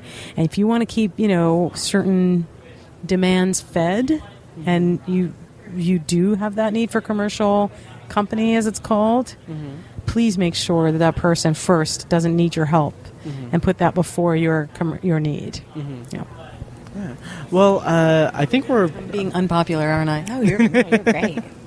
But, film can make a difference. And you've got filmmakers listening, because I know you're a filmmaking podcast. Films can make a difference. Keep putting cameras and mics in the hands of survivors and witnesses and people who could tell these stories. It may not be a romantic comedy, but there's a lot of hope in this film, and it is inspiring. People walk out of this film and say, I want to show this to teenagers. I know that this can help. So that's what we're going to do. Our next step is to get educational distribution, which means we'll get it in schools and community programs. So if anyone wants to reach out to us, you can reach us at The Turnout Film, both on Twitter and Facebook. Yeah, so we're pretty easy to find. Barbara Freeman's really easy to find. www.thefreemanproject.com. Freemanproject.com. Perfect. And thank you guys so much for your time. And we love being here in Indianapolis. Yeah, it's been amazing. Been with Heartland and everything. It's been amazing. The hospitality was beautiful. The food was the bomb. And we love our swag bags. Nice. They gave us really cool bags, since you can't see because this is the radio. Right. So it was great. Nice. Well, that's great. And you're here. Yeah. What more can a person want? I know, right? We get to meet you in the Filmmakers tent. Exactly. Sitting here with Matt Hurt, right across from the bar that's free and also has non-alcoholic options. I love it. Oh, yeah. Well, thank you guys so much for your time. And thank you for making the film and for all that you do, because it's incredible. And I'm going to make sure I put notes and links in the show notes to all of your guys' stuff, and it's a really important topic. And again, and we have power. We have power to make change. Exactly. We do. Yeah. And if anyone out there needs help, you just call that human trafficking hotline. If you're listening in some way or another, and I'm looking up the number as I'm buying some time here. It's 888-373-7888.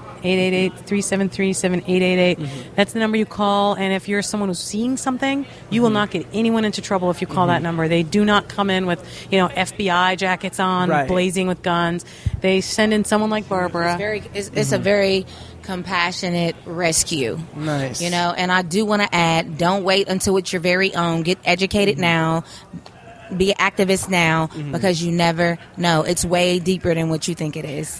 Absolutely. And we love film festivals that give us an opportunity to talk about it. Oh, yeah. It's great. It's fantastic. Thank you, Matt. And once again, you can see the turnout at Heartland on Monday, October 15th at 7 p.m. at Newfields, Wednesday, October 17th at 4:45 at Castleton. And thank you guys so much for your time. And congratulations. And best of luck with the rest of the festival. Do I have to talk into it close? Yeah, if you don't mind, kind of close to it, kind of think of it as like an ice cream cone. Okay, yeah. All right, so so I'm here with Elliot Gray from Time Well Spent. Can you tell me about your affiliation with the film, and tell us about the film itself? So I'm Elliot Gray from Australia, here in Indianapolis, United States of America. The film I'm here for is Time Well Spent. It's documentary about 4 young guys who have had a real hard past, and kind of surfing in the oceans kind of got them through their hard times. And so we share their stories, we journey with them in their hometowns and everything, and then we tell them that we're going to take them on a surf trip to Panama, but to show that they can also give back and help out others. So we built a house for a family in need. Oh, wow. And do water filtration projects, and just to see the change in their lives, through the whole process of the filming, was one of the biggest things, and we got to make a documentary about it as well. So it's a bonus. That's amazing, awesome. And I was looking through the guidebook. I haven't had a chance to see the film yet, but the locations that you filmed in, can you speak to how it was, and also what was your role in the film? You were director of photography, DP, and executive producer. Yeah. Okay, correct, perfect. Yeah. Can you tell us a little bit about filming it and what the inspiration was for going for this documentary. Yeah, so the director, James, we're like pretty good friends, and we spent a lot of time together, and then he's called me up and he's like, right, I really want to do this. It's been on my heart. Like, I've already got 3 kids in mind, and so he had been working in Peru, and one of the kids who's in the film, he was 16 at the time, and he's like, James was leaving to go back to America, and the kid was like, Jefferson was like, James, can I come back to America and do a surf trip with you? And James like, nah, not this time, but I promise you, one day I'll take you on a surf trip. Nice. And so it's always been on James' heart since Jefferson was 16, and then it actually happened 6 years later. Oh, so wow. Nice. It's been a process, but it's kind of what made James to get into filmmaking and stuff, and then he told me about it.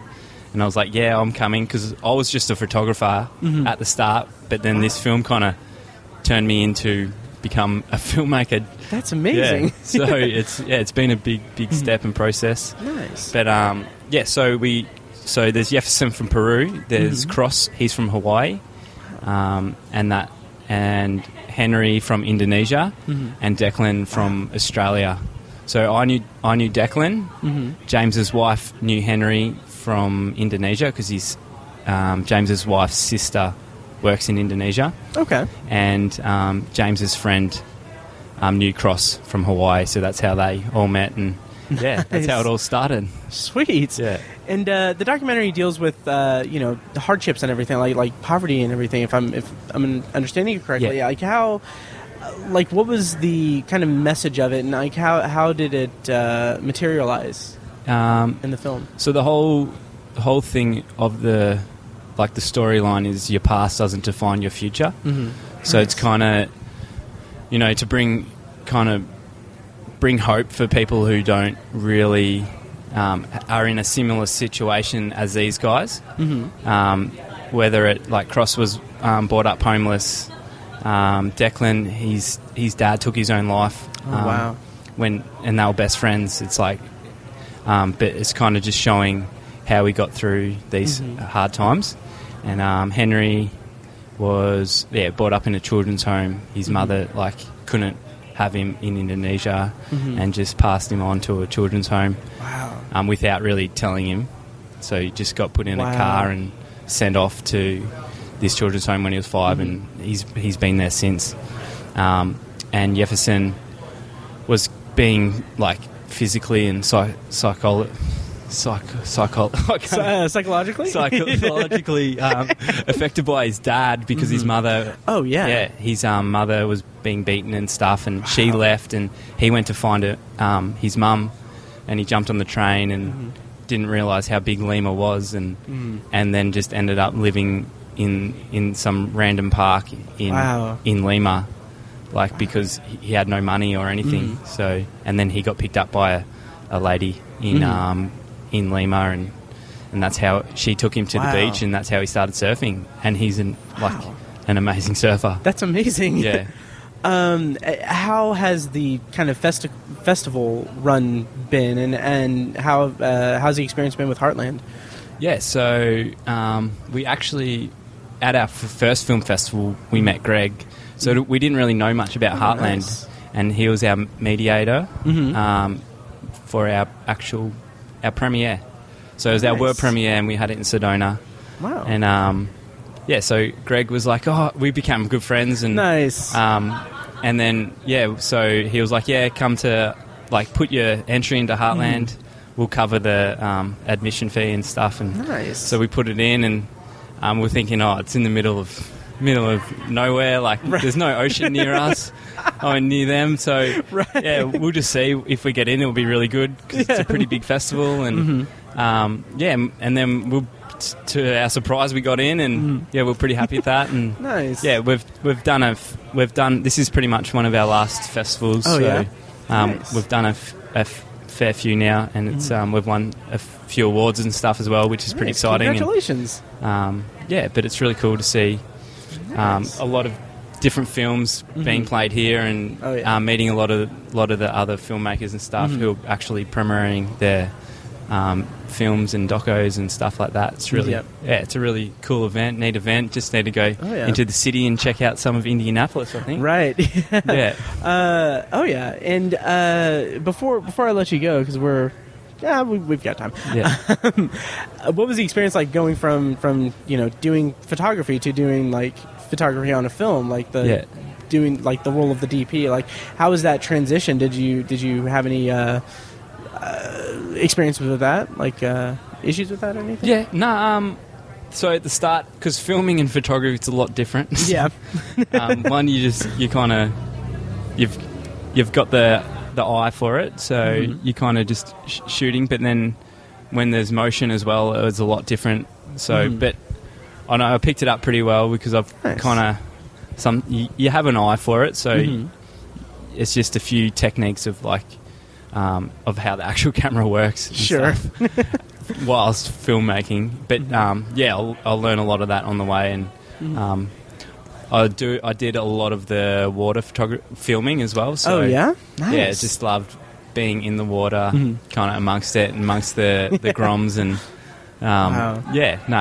getting in there, and it was a real kind of it was a great experience because like I've kind of realised through film you can have so much more of an impact than you can, I believe, through photography. Like you can still through photography, but I think film's something that's really growing and that's really impactful, and that can influence a lot of people as well. Oh yeah. So I've kind of been pursuing film lately, which is ever since I've started filming for Time Well Spent. Yeah. But yeah, so it's a pretty neat experience, and hopefully it keeps going. Cool. Well, congratulations on the film and for being here at Heartland, and best of luck with the rest of the festival and everything. Sweet. And if you want to see Time Well Spent, it is going to be playing when you're listening to this. This is going up on Monday. Yeah. It'll be October 15th at 12:30 at Castleton. Then again Friday, October 19th at 3:15 p.m. at Traders Point. And thank you so much, Elliot. And best of luck with the rest of the festival. Thank you, Matt. Yep. All right, so I'm here with the crew from Wake, which just had their world premiere. Was it world premiere? Yeah, last night here at Heartland Film Festival. Can you guys introduce yourselves and tell us a little bit about the film and what the experience was like with the premiere last night? My name is Paul Stroley. I'm one of the exec producers of the film, and I also play the role of Frank. Nice. Hi, my name is Archana Shinde. I'm the executive producer and the editor of the film. And I'm Cyrus Miracore, producer-director of Wake. And Wake is a film about 3 generations of women living underneath the same mortician or mortuary roof, right? Oh, wow. And the mother of the daughter is given a gag gift in the form of a life-sized doll that goes surrealistically strange as the story moves through. So nice. With something like that has, a prop-intensive film, I would imagine, how was the experience filming with it? And, how was the experience of just creating the film and everything? Well, wonderful experience, absolutely, right? I mean, the cast and everybody. But in terms of the prop and the doll, we had to approach it a little different way, and we had to decide how we were going to utilize the doll, right? We wanted to make sure we used it comedic, dramatic, in different ways, and then finally maybe not even use it in different areas, right? So as we get the sort of rules of the game established. But we did have to go through and make sure that we shot it twice, that we were able to pick up in the edit exactly the intentions we wanted for when the doll went a little more surreal versus when it was actually a doll. So, yeah. And was the doll struggle? Was the doll like a Brando, or a diva or anything? Was it a struggle? No, it was performance. No, not at all. Actually, because of when our doll goes a little more lifelike, we'll give away a little bit of it. It's actually was Joe Coy, nice. who played the doll. And amazing to work with. So, no, we had no issues with the doll becoming a diva when we needed to. Perfect. Show it. So, We should point out one thing is that sometimes the doll is a doll. Sometimes the doll is Joe Coy. So it's just like, so we did actually. It goes both ways. One of the reasons that Archana and Cirrus got interested in Joe Coy as an option for the role was seeing his special, and he is so animated. And has such a great physical comedic sense, so they were looking for someone to match a doll up. And also it made it very easy technically because he's completely bald, which is much easier to render in doll form than a nice, intricate hairstyle. Yep. Oh yeah! So you guys had your world premiere last night, and how was that experience? And how do you feel about Heartland? How's your experience been with Heartland so far? Our experience with Heartland has been amazing. Everybody, the volunteers, the staff, everybody's been very, very, very nice, very helpful, very warm. Mm-hmm. And we had a sold-out theater, the first one, and then there were still people coming in wanting to watch the film. Mm-hmm. So they opened up another theater. That happened so quickly. I mean, they were so attentive and so on there, so great about that. So yeah, we had an amazing premiere. We couldn't have asked for a better world premiere than Heartland. That's amazing. And congratulations on that and Thank you. On the film. Yeah. Can you speak to kind of some of the themes about it? It sounds like taking place at a mortuary can seem kind of dark a little bit, or a little heavy there. Like, what were some of the themes, and what was the inspiration for the film as well? Well, it really is, right? I mean, there's almost a lot of scenes are there's death all around the film, but it really is about that. It's about life and death and the will to keep living and love and the people around you and how important that is. So we made sure that sort of came through in everything, and that was really important to us. So it's a very heartfelt, heartwarming film. But at the same time, it has a lot of things to sort of think about in terms of... we find people are doing a lot of self-reflection after they watch it, which is really what we were going for. So that's great. It's a great conversation starter, and it's interesting you should mention that, because that is something we've battled against. You have a movie called Wake that takes place in a funeral home with an agoraphobic mortician, and people are like, oh boy, this is going to be a fun fest. Right. But it's not heavy at all. It's very buoyant. It's very... it has... as Sarah said, it has those elements, but certainly not defined by that. Oh yeah, yeah. Did you guys find it to be like any kind of difficulty with balancing the kind of the setting or the subject matter with the comedy? I'm going to give that to the editor. From a storytelling standpoint, we actually spent a lot of time there, but I think in a lot of this film, we did a lot in the edit to make sure we had the right rhythms and things. But so. Majority of the film was shot indoors, and then we had certain scenes interspersed where we actually do go out and we do see the outside world. And then there were certain scenes that were supposed to be a continuous long scene, which in the editing process we ended up splitting into 2 or 3 sections, so we could intersperse those with different scenes and bring the balance out that way. Nice. And I don't know. It's been amazing working on the film. Yeah, nice. All the actors and everybody were just amazing, incredible. Perfect. And do you guys have any other festivals lined up, or? Yeah, we're actually this Thursday we're at Ridgefield International Film Festival. Oh, nice. Ridgefield Independent Film Festival. That's on Thursday at, what was the theater, Paul? That's at the Ridgefield Playhouse in Ridgefield, Connecticut. Website there, riffct.org. And that's Thursday at, I think it's 2 o'clock on Thursday? Somewhere in there, 2 o'clock. Perfect. And then right after that, next month, we're going into Hawaii International Film Festival. Oh, wow. A special presentation there, and they're going to show us in multiple theaters at the same time. So that's awesome. A lot of press happening around that, so we're looking forward to it. Yeah, you guys are all over the place. That's amazing. Yeah, Congratulations. Right. Thank you. And let's see, is it playing at the rest here? 2:45 today. 2:45 today? At Traders Point. Perfect. Yes. And we have one on Wednesday next week. I don't know exactly where that one is, though. But yeah, it is Wednesday. And wakethemovie.com will give you all that schedule. That's right. All right, great. Well, thank you guys so much for your time. Thank you. Yeah, and congratulations on the film. Thank you so much, Matt. Yeah, no problem. Thank you, Matt. Thank you. All right, take care. Enjoy the rest of the festival, and best of luck. Yeah. Thanks a lot. Thank you. Good talking to you guys, too. Thank you so much. Thank you. Okay, and that's it for all of the press junket recordings that I did over the weekend. So, next up, we have a review that me and Kyrsten did of Crime and Punishment, a documentary that is available on Hulu right now, but also is playing at Heartland Film Festival. So enjoy. Okay, and then the second movie that we saw today was Crime and Punishment. Yes. Crime plus punishment. Crime plus punishment. Equals which the I saw that you movie liked my tweet. Yeah, begrudgingly so. Should I recount the story for the podcast?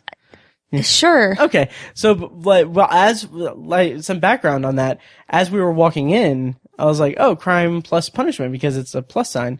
And then I think you said like equals, and I was like, a documentary that we're gonna see. Yeah. And then when we got to our seats, Kyrsten turned to me and was like, "So what's this one about?" And I was like, "It's about crime, punishment, and math." Hold for applause. All right. So anyway, Crime and Punishment. Let me read the description real quick out of the guidebook Alrighty. for Heartland. Okay. Amidst a landmark class action lawsuit over illegal policing quotas, Crime and Punishment intimately observes the real lives and struggles of a group of Black and Latino whistleblower cops known as the NYPD 12 and the young minorities they are pressured to arrest and summons in New York City. Now, real quick at the top of this, it is going to be screening again on Tuesday, October 16th at 2:45 p.m. at Castleton, and Friday, October 19th at 1 p.m. at Castleton as well. Okay, so Crime and Punishment, Kyrsten, we saw this. This was the second film we saw today out of two. What did you think of it overall? Oh, it was good. You were right in the middle of yawning. Yeah, it's fine. That's like when the waiter comes by, only when you have a mouthful of food. Right. Every time. It was good. I was kind of surprised that I mean, this seems like it would, this is obviously national headline news, and this was only a couple years ago. Yeah. And it's still an ongoing thing. And I hadn't heard anything about this. Now, granted, I don't own a TV. Right. So I don't watch the news, but I get news updates on my phone. I check news sites every day, are we at war yet? Stuff like that, and I hadn't heard anything about this. So that's kind of surprising. Me neither. And I kind of feel like, after the whole Eric Gardner thing, I kind of feel like I saw bits and pieces about it. Yeah. But because that was kind of what lit the fire under this movement. Yeah. So. First of all, again, something that I love about documentaries in particular is the way that they utilize drone footage and drone shots of just high detailed, just cityscapes and everything. And New York is the perfect landscape for that. Yeah. Oh yeah. So it was amazing. And it's worth noting that this is, I don't know if it was, I didn't do my due diligence, but I don't know if it was, picked up by Hulu or was co-produced by Hulu, but it is the Hulu Originals logo came up before, so it will be available on Hulu at some time, I'm sure. But yeah, I thought that it was really, interesting and compelling, just as someone who I say quite a bit on the podcast. I come from a police family, so I've kind of, throughout my life, I've had it kind of, what's the word? Conditioned into me to be support police and everything, don't question authority. But now as we kind of go through different movements and everything, like the Black Lives Matter movement and so many different just socially changing landscapes, that it's really opened my eyes to a more, a less black and white kind of world that some people like to pretend that we live in. Yeah. So this documentary was really interesting, the way that it utilized hidden audio recordings. Yeah. That was really interesting to me. Mm-hmm. What did you think of the subject matter of the doc? Obviously that it's important in today's cultural climate, obviously there is a problem. Yeah. And no one is saying that it is every cop that is corrupt. I think this movie is a great example. All 12 officers, they weren't standing up necessarily because they were being punished for their actions. It was a lot, for many of them, they were very outspoken, this is, it's damaging to the community. Yeah. And especially, Sergeant Raymond, was very outspoken. Yeah. About, he's a black man who grew up in a poor family, and yeah, when he talks about growing up, That, the only meals he got were school lunches, and it's how tough it was for him growing up as a kid in New York, and now to have to, be sicked on his own community like a dog. Literally being forced to target people that are essentially the same, under the same circumstances that he was growing up. That could have been him, for no reason. And it's some of them were, the specificity of what they were told, target Black and Latino men ages 14 to 21. And I'm like, just think about your own childhood when you were 14. Would you have known, if a cop pulled you over when you were walking home from school at the age of 14, would you have known what to do? No. You would probably try to say anything to get, I just can't imagine being a 14-year-old and having to grow up like that. With a target always on your back. And I feel like society always overestimates the age of Black children specifically. I don't know what it is, but I mean, they're always perceived as and treated as adults. Right. And it's just crazy to me. The whole I don't know. It's hard for me to talk about too, just because I'm, like I said, I come from a police family, and also I'm a white guy. But it's just the one thing that I kind of wish that I kind of wanted out of the documentary that didn't quite deliver there. Not that it was really focused on this particularly, but the idea that the way that, young Black men in particular are portrayed whenever an incident occurs, it's always they're a thug, or it's despicable. It's terrible. They will go out of their way to find a mugshot. Whereas what was that white guy who killed his pregnant wife and their kids, and they use a happy family photo, and I'm like, that's crazy. And it was the same news station but two different stories, and one was a young Black guy who was a victim of I don't remember what case it was, but he was a victim of something, and they pulled up a mugshot for no reason. It was Botham Jean. Who was killed by the female police officer in his own home. That was what it was. It wasn't a mugshot, but it was when they were talking. They were talking about how marijuana was found in his apartment. When they did the search. That was what it was. And then it was the same news station that was portraying this guy who murdered his own family as a wholesome family man. And I'm like, this is crazy. You're intentionally deceiving people's perceptions. Or even worse, you're just playing into preconceived, biased, bigoted, ideals. So then you're race baiting. Exactly. So it is so good that, that there are officers who are willing to, I mean, they were putting their careers, they were putting their lives, on the line. And, it was very brave of them to come out and do this. Totally. And to speak up against the corruption. Absolutely. And there's something that, Officer Raymond said in the documentary that just felt like it really, kind of brought everything together in an interesting way. It was kind of toward the end. He talked about how, the days of, cops being, shrouded in a silhouette and having their voice disguised those days gone. Are over. You have to be willing to put yourself out there and be public about, injustice and terrible practices and corruption. And he said, if what he has to do as an individual is sacrifice his, future career as an officer to sacrifice the possibility of any promotions or anything. He said he will do that. For the good of, the people and the community. And he did end up getting his promotion, rightly deserved.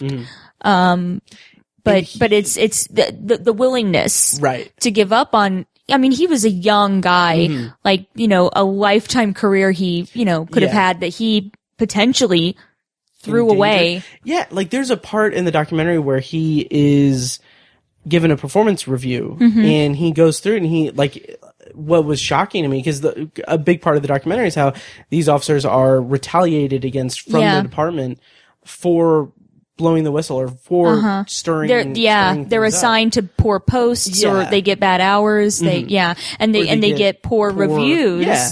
Which the thing that stood out to me in that part was like he was like, okay, well, here's my performance review. None of this applies to me. I didn't think that they could add more than 3 comments, but here's 28. Yeah. And he read some of them, and it's like, I did love, like, he's such a hero. Yeah. He was like, it's poor grammar too. Yeah. It's like, that's awesome. Yeah. Well, he was such a smart guy. Oh yeah. What did they say out of the promotional exams that they took? Like number 8 out of 6,000. That's crazy. Like obviously insane. He's an intelligent guy who is good at his job, you know. And what I appreciated about the documentary was that it didn't try to spin, it didn't try to put things together in a bow and say like, oh, we've affected change, this is happening. Because like, it didn't. And that's the sad reality of it, is that these kind of institutional corruption that are just so deep seated. Like there's a part where they're prepping for their news appearance, and they're talking about how like they're it was the president of the Latino police union or association. So. Yeah, the Latino Police Association he was like coaching them. Yeah, coaching them and saying like, okay, well, what if they ask is it the mayor's fault? And then they're like yes, and he's like, it's like no, because it's always been like this. Yeah, he can make a change, but it's not his fault. And it's like, and they're like, never would have thought of that. Oh yeah. So I really enjoyed the documentary, and I'm excited that it's, you know, affiliated with Hulu, so that even if once it gets done with the festival circuit, like people will be able to see it, and it has the distribution. But if you are in Indianapolis and you are doing the Heartland thing, I would recommend checking it out because it's very good. It was good. Yeah. So I know that we want to see Radium Girls, and then, after party or the awards night party and the closing night party.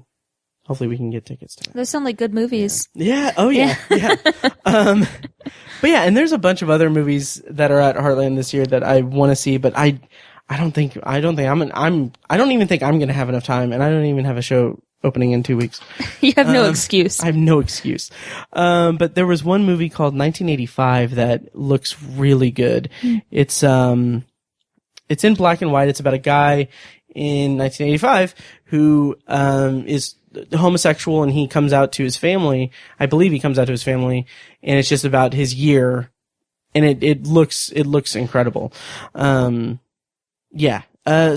we're gonna have more episodes covering Heartland to come. I didn't ask you this before, Kyrsten, but go ahead and say the show that you're doing.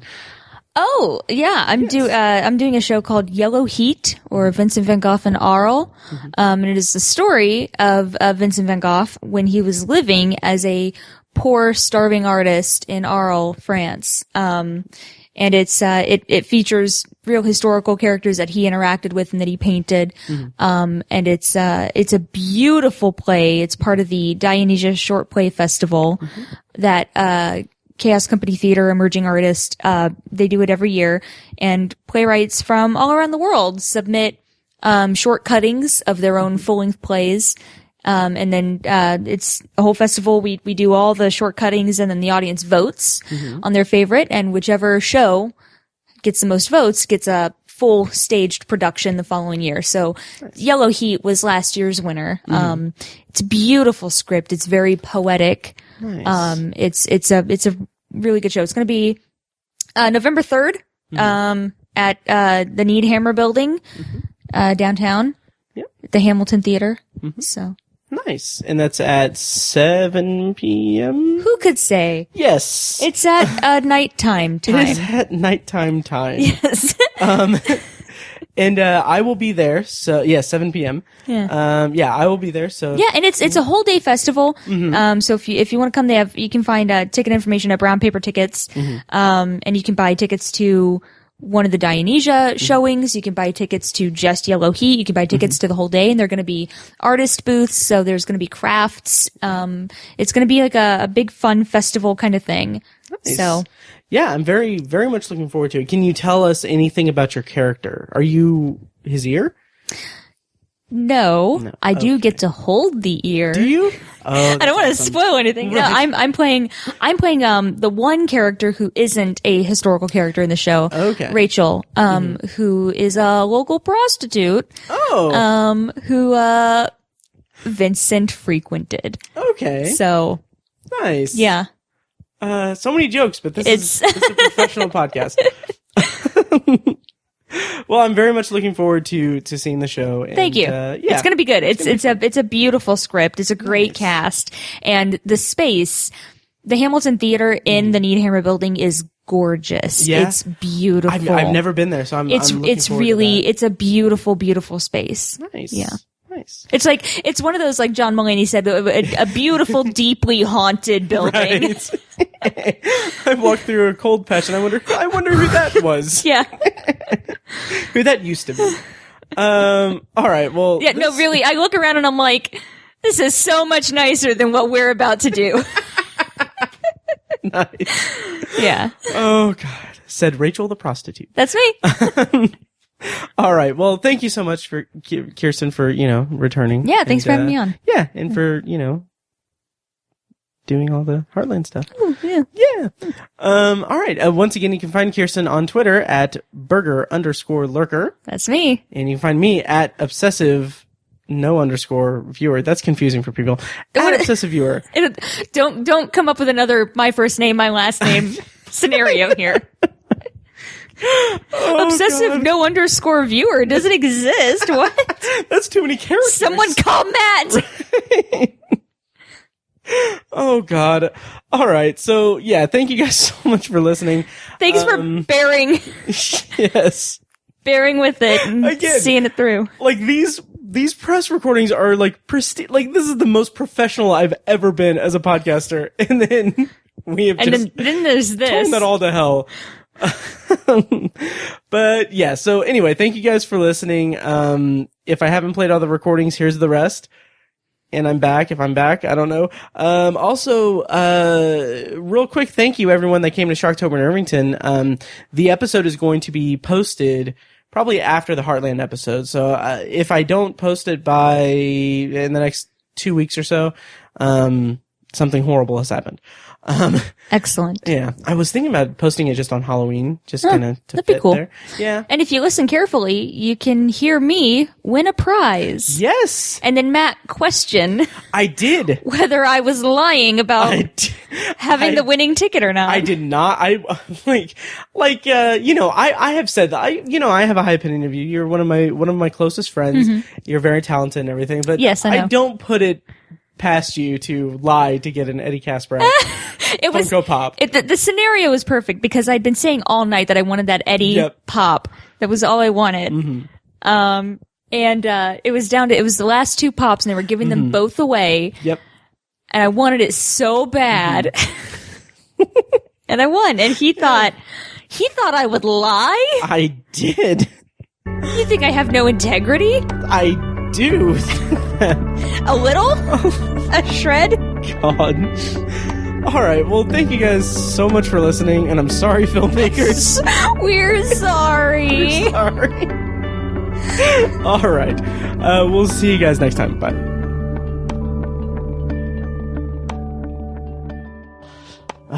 Really, pizza? I'm sorry. Dude. I'm sorry. Pizza, forgive me. Be nice. She was letting me pet her and she was so into it.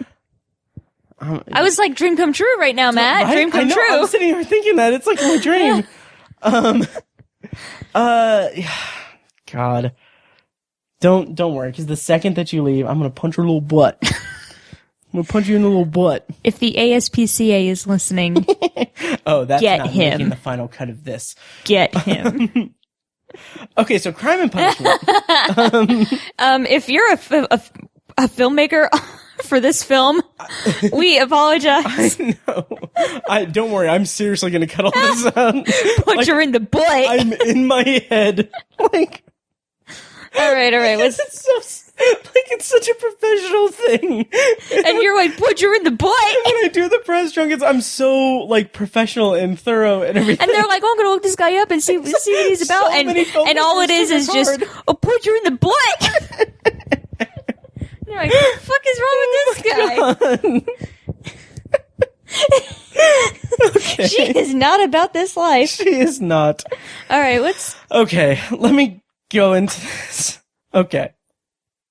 Okay, so Crime and Punishment, Kyrsten, we saw this. This is the second one. Thank you for listening to The Obsessive Viewer, presented by ObsessiveViewer.com.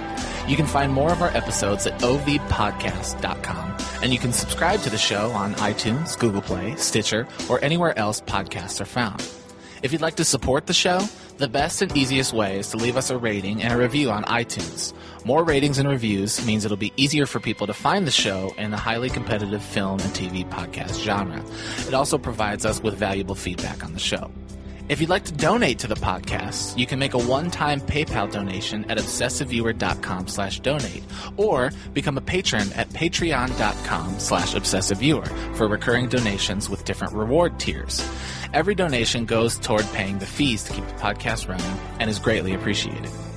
For official Obsessive Viewer merch, including shirts, mugs, notebooks, phone cases, and more, visit our TeePublic store. You can also buy other great TeePublic designs in our store, and we'll get a small commission on the sale. You can find a link to the store in the show notes of this episode and at obsessiveviewer.com/donate. The Obsessive Viewer's theme song is An Eclipse of Events and is provided by Loudlike from their EP, Mistakes We Must Make. You can find that and more great music from them on iTunes, and like their Facebook page at facebook.com/loudlikemusic. Any and all feedback on the podcast is encouraged. We love to hear from you guys. You can contact us by emailing podcast@obsessiveviewer.com or by tweeting us at obsessiveviewer, at obsessivetiny, and at IamMikeWhite. You can also like us on Facebook and join the Facebook group at facebook.com/theobsessiveviewer, where you can take part in discussions and polls between episodes. For more podcast content, check out Anthology, Matt's solo podcast, where he's reviewing The Twilight Zone as a first-time viewer and exploring other classic and contemporary science fiction anthology TV shows. You can find Anthology at anthologypod.com and anywhere podcasts are found. For book lovers, you can check out our sister site at obsessivebooknerd.com for book reviews, author spotlights, and a general celebration of reading. Finally, if you're philosophically curious, check out Tiny's side project podcast, The Secular Perspective, which explores the concepts of faith, religion, and existence from the perspective of secular hosts Chad and Amanda. You can find that at thesecularperspective.com and subscribe to the podcast on the app of your choice. Once again, thank you so much for listening, and we'll see you next time.